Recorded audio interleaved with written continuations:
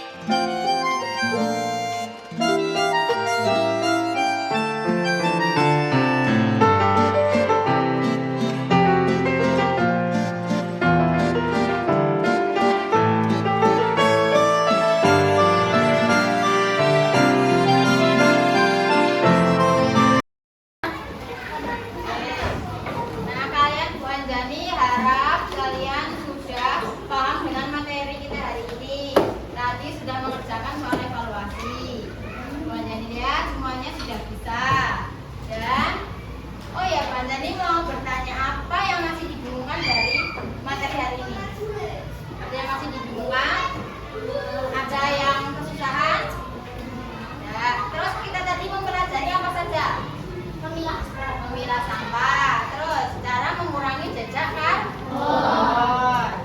Dilakukan apa saja caranya? Ya, bersepeda, boleh. Terus mengurangi sampah plastik. Terus ya, menggunakan panel surya, apalagi menghemat listrik. Terus apa yang terjadi kalau kita tidak mau merawat lingkungan? Ya, lingkungan kita akan rusak dan terjadi banjir contohnya. Terus apalagi? Panas. Ya, lingkungan tercemar dan udara semakin panas. Oke, gitu ya. Tadi pelajarannya gimana? Menyenangkan tidak? Sudah berada di dalam kelas dan juga di luar kelas. Oke, untuk pertemuan selanjutnya kan ini sudah selesai ya. Kalian persiapan untuk ujian akhir semester ya. Jadi belajar di rumah. Untuk pengayaannya nanti itu PR-nya sudah Bu Anjani berikan tadi. Untuk minggu depan kita cocokkan. Oke, sekian dari Bu Anjani. Apabila Bu Anjani ada salah, Bu Anjani mohon maaf. Wassalamualaikum warahmatullahi wabarakatuh.